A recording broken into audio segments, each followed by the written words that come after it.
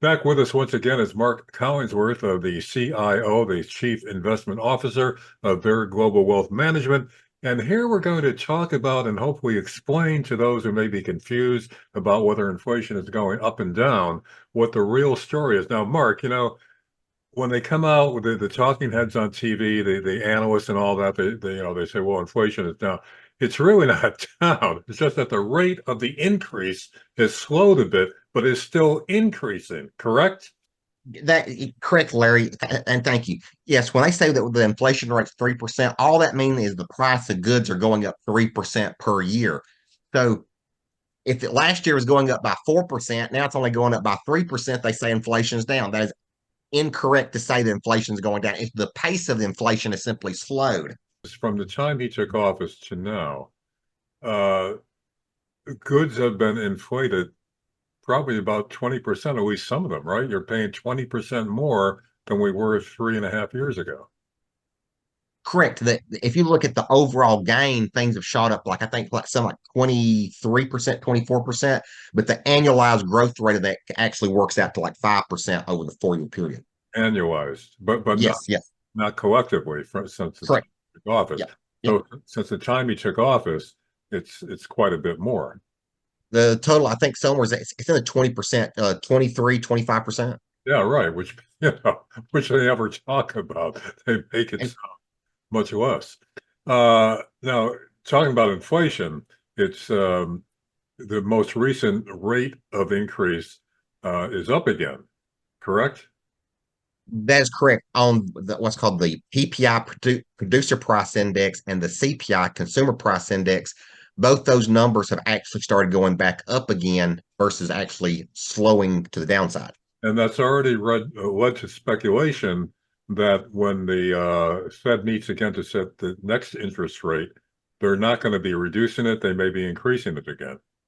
That is the rumor going around that the Fed may actually look at raising interest rates at the next meeting, which is towards the end of March, raising interest rate versus cutting interest rates. Looking at it, the Federal Reserve has become very political over the last several years. I don't think they will raise interest rates because it's an election year. Um, but they kind of are stuck in a rough spot here. They sure can't cut interest rates either at this stage. Yeah, and of course, the reason why interest rates are raised is to cut down on inflation. So now that inflation is creeping up again, even though they may not raise rates, they're not going to drop them. Correct. And a lot of the reason why the inflation rate's still going up is because of all the government spending from the Inflation Reduction Act. That's what's keeping the economy kind of on the stronger side. Uh, But the Fed's worst fears actually might be coming true. And Powell talked about this in the 1970s when, with all the double digit inflation we had, the Fed was very aggressive on raising interest rates, and it actually thought it had beat inflation, and it stopped, and it gave inflation a chance to catch its breath again. yeah. And that might be the case here that inflation now slowed just enough to catch its breath, and it's going to start running hot and heavy to the upside again. Now, aren't they going to have to come up with something before election, before November, to make the economy look better? They're going to try to talk it up as much as possible, but at the same time, I've seen people on some of the, like CNN and stuff like that saying, why aren't consumers getting it how great the economy's doing? Well, if you got to tell the consumer that the economy's doing great, obviously someone's really disconnected. One person versus a million people. Bidenomics, it's working, but the consumer Well, doesn't realize it. So they just well, explain it to them better, right? and don't forget, the White House now has gotten away from calling it Bidenomics because it's doing so badly they don't want Biden's name attached to it. So that's the official word now to no longer use the word Bidenomics. That's an official government statement.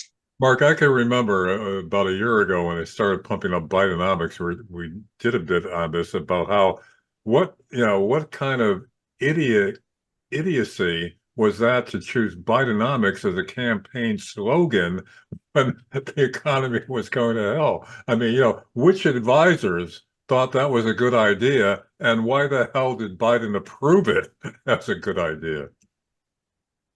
Because Biden, let's just face it, he's just there. He's not there mentally. He's really showing symptoms of dementia.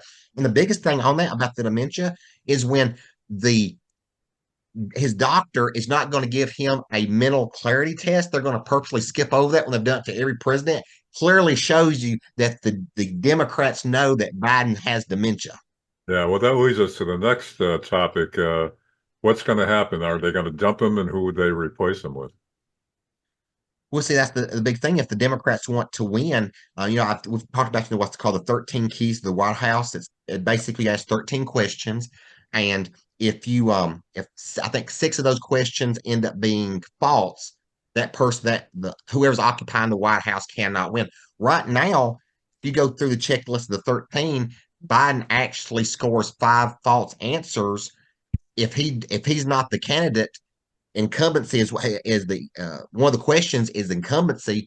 If he drops out of it, he will actually get a sixth wrong answer on the 13 questions, and no president or person occupying or party occupying the White House has been reelected with six of those answers being false. Yeah, If that makes sense.